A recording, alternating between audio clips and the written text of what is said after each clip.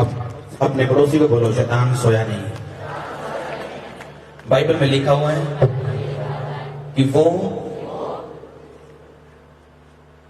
जागते हैं, वो ढूंढते हैं सोए लोगों को। आमीन। मेरे को आज भी याद है जब इनकी बेटी आपकी कनाडा पहुंची थी, उसको इतना ज्यादा बीमारी हो गई थी, वापस आने के लिए उसकी सलाह बन गई थी। हाँ जी, इस हॉस्पिटल दाखिल रही। इसको ऐसे पकड़ना सही। वो क्रिश्चियन जो रात को सोता है कभी जीत नहीं सकता, याद रखना। वो मसीही जो रात को सोता है वो कभी जीत नहीं सकता, याद रखना। अगर आप सारी रात सोते हैं तो आप जीत नहीं सकते। शैतान के लोग रात को जागते हैं 12 बजे के बाद। जितनी दुष्ट आत्माएं आप पे भेजी जाती है 12 बजे के बाद भेजी जाती है, और आप सोते हैं रात को, तो आप ये सोचते हैं कि आप जीत जाएंगे। आपका युद्ध शैतान के साथ है, शैतान के साथ है। आपकी लड़ाई शैतान के साथ है। आपको ये देखना है कि आप कितने लोग दौड़ देखते हैं, जब दौड़ते हैं, जब बड़ी दौड़, मैराथन जिसे बोलते हैं, लंबी दौड़ बोलते हैं। कुछ लोग दौड़ते हैं धीरे धीरे से शुरू करते हैं लंबी दौड़। कुछ लोग तेज दौड़ के जल्दी आगे पहुंच जाते हैं आशीष के, लेकिन तेज दौड़ने के बाद वो स्लो हो जाते हैं। लेकिन जो धीरे धीरे दौड़ रहा है वो अपनी आशीष को ले लेता है। मतलब धीरे दौड़ना नहीं, मतलब ये कि दौड़ में कभी भी कंसंट्रेशन को खराब नहीं करना है, चाहे आप आगे हैं चाहे आप पीछे हैं। अपने फोकस को नहीं छोड़ना है, अपने फोकस को आपने नहीं छोड़ना है। कितनों को समझ आ रही मेरी बात? चाहे आप अपनी आशीष के करीब पहुंच चुके हैं, आपको नहीं पता शैतान क्या सोच रहे हैं। आपको तब तक दौड़ना है जब तक आप उस आशीष को लेके रिसीव नहीं कर जाते। आमीन। ऐसा अनुग्रह परमेश्वर आपकी जिंदगी में दे आज यीशु मसीह के नाम में। हर एक क्रिश्चियन जो रात को सोता है वो जयवंत जीवन नहीं जी सकता। अगर अब भी बाइबल से मैं आपको प्रूव कर दूंगा ये बात। जब भी आप यीशु मसीह को प्रार्थना करते देखेंगे, सारी रात यीशु मसीह को प्रार्थना करते आप देखेंगे। जब भी आप रात को देखेंगे परमेश्वर को प्रार्थना करते आप देखेंगे हमेशा के लिए। वो डेविल, वो दुष्ट आत्माएं जिनको लोग इस्तेमाल करते हैं भेजने के लिए, वो रात को अटैक करती हैं आपकी जिंदगी में, और आप रात को ज्यादातर सोए रहते हैं। अगर रात को 2 घंटे आपकी प्रार्थना नहीं है तो आप मुश्किल में हैं। आपको रात को आपकी आंखें खुली होनी चाहिए। अगर आप एक्टिव क्रिश्चियन है, अगर आप एक्टिव मसीही लोग हैं, तब शैतान आपसे डरेगा। मैं आपको बता रहा हूं, वो लोग जो दुष्ट आत्माओं को इस्तेमाल करते हैं, लेकिन आपको दूत दिए कि स्वर्गदूत, आप दूतों का इस्तेमाल नहीं करते क्योंकि आपके पास गैर भाषा नहीं है। आपको लगता है ये गैर भाषा पुरानी बात है, आपको लगता है ये बुद्धिमानी की बात नहीं। इसीलिए आपने पी नहीं, आपने देखा नहीं, आपको मिला नहीं। हालेलुया। आपको फाइट करनी है। शुक्रवार और वीरवार मैंने आपको एक ही वचन दिए हैं, आपने फाइट करनी है। परमेश्वर को कंप्लेंट करने वाले या शिकायत करने वाले लोग पसंद नहीं है। कितनों को समझ आ रही मेरी बात? परमेश्वर नहीं चाहता आप शिकायत करें, वो चाहता आप घुटनों पे लड़े और जीते यीशु मसीह के नाम में। चीजों ने कहा परमेश्वर हमें बचा, हम नाश हो रहे हैं, हमारी चिंता नहीं है। परमेश्वर हम नाश हो रहे हैं, हम नाश हो रहे हैं, हमें बचा। परमेश्वर ने कहा, परमेश्वर उठे। बाइबल में लिखा परमेश्वर ने कहा आंधी को शांत रहे और थम जा। लिखा जैसे परमेश्वर ने बोला शांत रहे और थम जा, वैसे ही हुआ उनकी जिंदगी में। परमेश्वर ने अपने चेलों से कहा तुम अब तक क्यों डरते हो, तुम्हें अब तक क्यों विश्वास नहीं, यानी तूने मुझे इस टाइम क्यों पुकारा अविश्वास के साथ। परमेश्वर को यह दिक्कत नहीं थी कि उन्होंने उसे पुकारा, दिक्कत यह थी कि डर के साथ उसे पुकार रहे थे। परमेश्वर का डर के साथ मुझे मत पुकार, जो मेरे पास है वो तेरे पास है। अगर तू बोलेगा शांत रहे और थम जा, तो वही रिजल्ट देखेगा जो मैं देख रहा हूं। कंप्लेंट मत करो परमेश्वर को, बी अ फाइटर। आप लड़ेंगे और जीतेंगे, मैं आपको बता रहा हूं। लड़ना आपकी जिम्मेवारी है। मैं अपने प्रेयर रूम में केवल परमेश्वर की बात बोलता हूं कि परमेश्वर मेरा हिस्सा कंप्लीट हो गया, अब आपका शुरू है। तब जब मैं इतनी बात बोलता हूं, सच में मेरे दिल को पता होता है कि मेरा हिस्सा अब कंप्लीट है, मैं लड़ चुका हूं। 3-3 दिन में मैंने बड़े रिजल्ट देखे हैं अपनी जिंदगी में। 3-3 दिन में। हालेलुया। आज लोगों को पता नहीं कि परमेश्वर का वचन उनके जीवन में प्रैक्टिकल नॉलेज नहीं, बाइबल की गहराई उनकी जिंदगी में प्रैक्टिकली नहीं, इसीलिए वो हमेशा या तो ओवर स्पिरिचुअल है या बिल्कुल स्पिरिचुअल नहीं। आपको बैलेंस रहना है अगर आप परमेश्वर के उन चीजों का आनंद अपनी जिंदगी में लेना चाहते हैं। आमीन। जो दुष्ट आत्माएं रात को आप पे अटैक करने के लिए आती है और आप सो रहे होते हैं हमेशा के लिए, आपने फाइटर बनना है और जीतना है, लड़ना है अपने परिवार के लिए, लड़ना है अपने कलीसिया के लिए, अपने लोगों के लिए, अपने आत्मिक जीवन के लिए। अगर आप लड़ेंगे नहीं तो जीतेंगे नहीं। बाइबल में लिखा हुआ है हिजकिय्याह लड़ा अपनी उम्र के लिए और 15 साल उसने उम्र को और पाया। मूसा लड़ा अपने लोगों के लिए और लोगों को कनान दिखाया, देर चाहे जल्दी से वो लोगों के ऊपर था। परमेश्वर चाहता हम लड़े, कंप्लेंट ना करें, शिकायत ना करें और सिर्फ लड़ें। शिकायत करने वाले लोग परमेश्वर को पसंद नहीं। मूसा वगैरह, परमेश्वर तूने लोगों का कुछ भी छुटकारा नहीं किया, आगे समुद्र, पीछे फिरौन, अब क्या करेंगे? पीछे राजा मारने के लिए आ रहा, आगे समुद्र, आगे जाएंगे डूबेंगे, पीछे जाएंगे मरेंगे। परमेश्वर ने कहा मूसा मेरी दुहाई मत दे, जाओ जो लाठी तुझे दी है समुद्र के आगे कर, वो समुद्र दो भाग होगा। आपके पास लाठी है परमेश्वर का वचन, उसे जब आप दिखाएंगे अपनी बीमारी को वो तो भाग होगी। अगर आप हटे नहीं तो बीमारी जाएगी यीशु मसीह के नाम में। अगर आप थके नहीं तो गरीबी जाएगी यीशु मसीह के नाम में। या तो आपका अंगीकार बदलेगा कि परमेश्वर कुछ नहीं करता, या तो आपकी गरीबी अमीरी में बदलने वाली है, या तो आपकी बीमारी फिर आपकी रिपोर्ट पे बदलने वाली, जो अभी आप पे चंगाई देने वाली यीशु मसीह के नाम में। इतनों को समझ आ रही मेरी बातें। या तो आप अपने पति की चुगली करेंगे कि वो दारू पीता है, या तो आप घुटनों पे लड़ेंगे और जीतेंगे, पति को सुधारेंगे आत्मा में। या तो पत्नी की चुगलियां करेंगे, या तो उसको सुधारेंगे आत्मा में घुटनों पे रह के। या तो आप कहेंगे कि मैं ये आशीष या श्राप है मेरे लिए, या आप कहेंगे ये चैलेंज है मेरे लिए और मैं इसे जीतूंगा जब मैं इसे लड़ूंगा। आम व्यक्ति अपनी जिंदगी में आने वाली हर चीज को आशीष या श्राप के रूप में लेता है। अच्छी चीज आए तो आशीष, बुरी आए तो श्राप।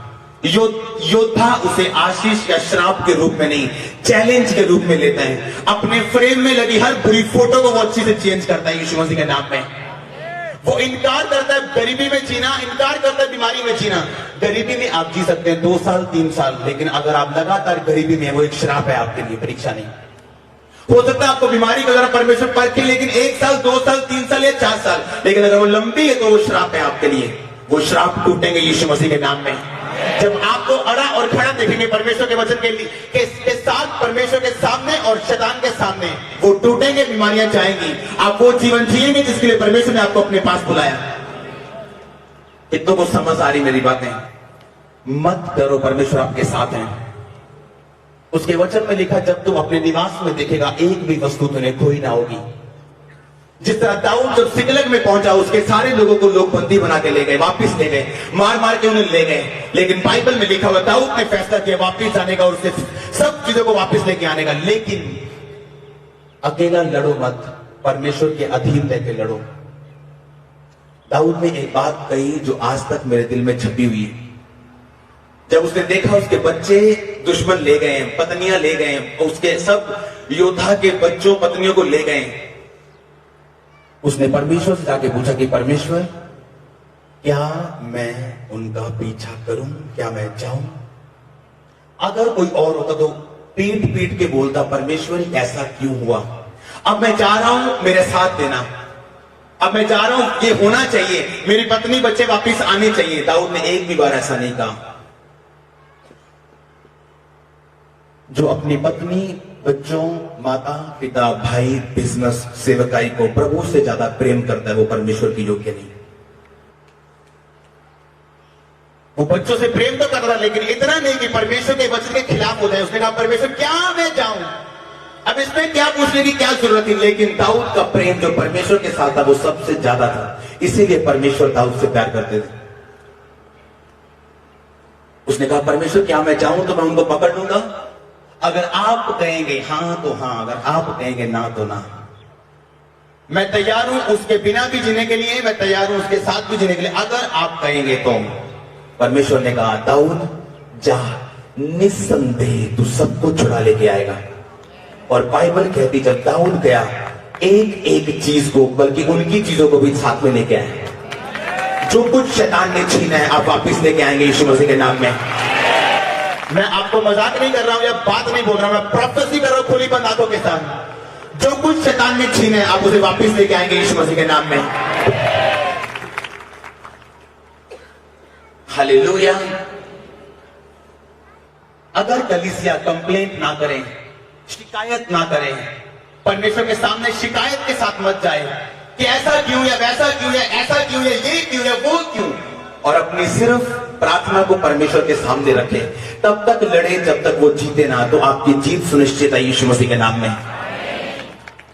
वो चंगा करे ना करे वो मेरा परमेश्वर है, ब्लेस करे ना करे वो मेरा परमेश्वर है, मेरे लोगों को छुड़ाए या ना छुड़ाए वो मेरा परमेश्वर है, लेकिन उसकी सामर्थ के लिए कुछ भी असंभव नहीं है। जिनकी सोच ऐसी है चंगाई उनकी यीशु मसीह के नाम में। जिनकी सोच ऐसी है वो बंधन में कभी नहीं रहेंगे, गरीबी में कभी नहीं रहेंगे। आमीन। आपको प्रैक्टिकल बनना है परमेश्वर में। आपको वचन सुनना ही नहीं, वचन पे चलना ही। आपको वचन पे चलना है। अगर आप वचन पे चलेंगे तो आप फल लेके आएंगे। हालेलुया। 2 हफ्ते जो पिछले शुक्र और वीरवार मैंने यही बात चर्च को बताई कि आपने फाइट करनी है। अगर आप फाइट करेंगे, अगर आप लड़ेंगे आत्मा में, प्रार्थना में, तो आप जीतेंगे। अगर आप गैर भाषा में प्रार्थना करेंगे आप जीतेंगे। गैर भाषा में अगर आप प्रार्थना करेंगे आप स्वर्गदूतों को एक्टिवेट कर देंगे। जो चीजें आपको नहीं पता आपको चाहिए, या जो दुश्मन प्लानिंग कर रहा है आपको नहीं पता वो प्लानिंग कर रहा है, लेकिन आप गैर भाषा में बोलेंगे, आप उन दूतों को भेजेंगे वहां पे उनकी प्लानिंग को नाश करने के लिए। दूसरे लोग जो जादू टोना करने वाले लोग वो दुष्ट आत्माओं को भेजते हैं, आप नहीं जाते खुद। आपके पास ताकत है लेकिन आप इस्तेमाल नहीं करते। इसीलिए कलीसिया कंप्लेंट करती है, मुझ पे जादू टोना हो रहा है, मुझ पे बीमारी आ रही, अटैक पे अटैक हो रहे हैं, मैं दुखी बहुत हूं, मैं निराशा में बहुत हूं। रोना बेचारे मत बनो, लड़ो और जीतो यीशु मसीह के नाम में। बेचारे मत बनो।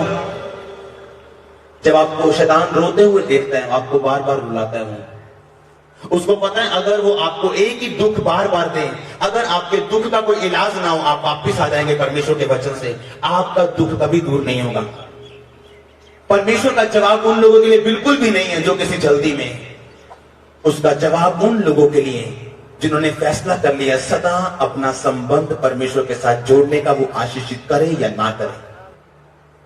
तब आप अपने निवास में, अपनी बॉडी में, अपनी कलीसिया में, अपने जीवन में देखेंगे कि कोई भी वस्तु आपने खोई नहीं। आप देखेंगे जो चीज आपने आत्मा में देखी थी एक्यूरेटली, एग्जैक्टली वो आपके सामने है। जैसा आपने परिवार वैसा आपके सामने है, जैसा आपने कलीसिया वैसी आपके सामने है, जैसा आपने बिजनेस सोचा था कि ऐसा हो वैसा आपके सामने है। आपकी ड्रीम लाइफ परमेश्वर आपको देंगे यीशु मसीह के नाम में। अपने हाथों को उठाओ 1 मिनट के लिए, स्विंग करो और परमेश्वर को बोलो, परमेश्वर आज का वचन मेरी जिंदगी में 100 गुना फल लाए। सब निकालेंगे। नीति वचन 31 उसकी 10 उसकी 11 आयत से पढ़ेंगे। ओ परमेश्वर आपका वचन मेरी जिंदगी में 100 गुना फल लाए। अपनी आंखों को बंद करो 1 मिनट, अपनी बाइबल को खोलो सब जन,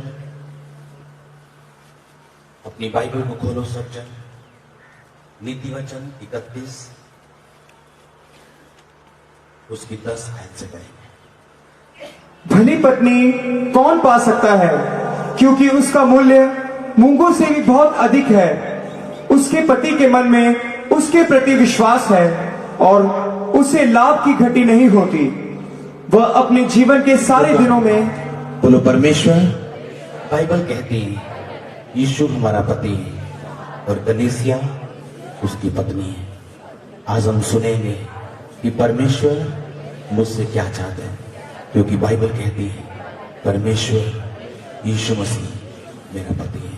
यीशु मसीह के नाम में आमीन। हालेलुया। जब भी आप बाइबल में पाएंगे पति पत्नी, वो शारीरिक रूप में भी परमेश्वर आपको बोल रहे हैं पति पत्नी को, और दूसरा परमेश्वर बोल रहे हैं कलीसिया को और परमेश्वर को। आमीन।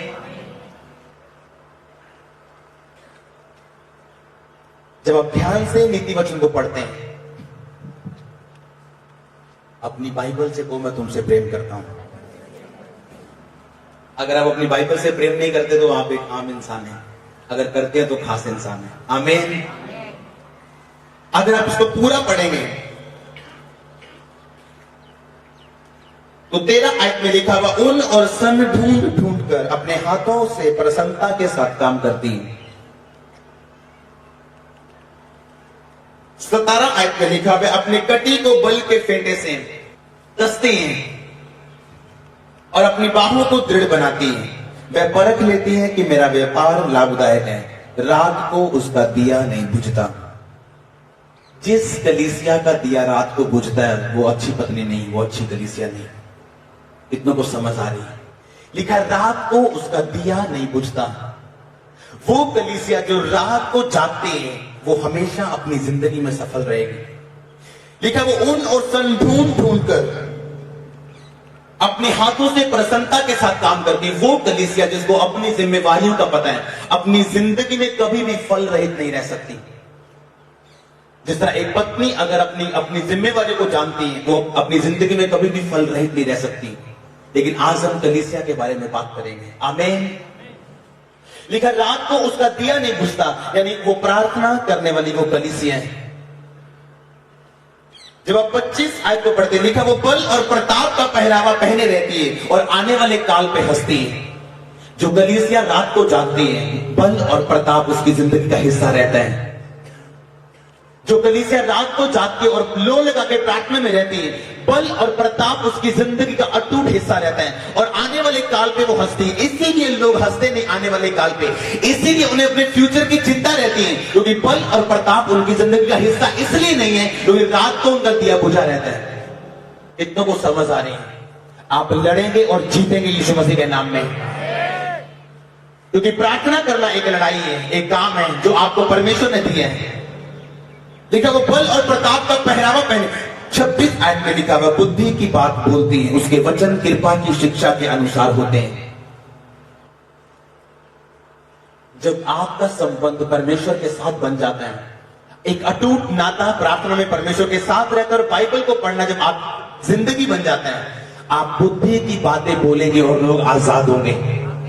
आपके मुंह से नॉनसेंस बातें कभी नहीं निकलेंगी, क्योंकि आपका दिल और दिमाग परमेश्वर के वचन से हर वक्त भरा होगा।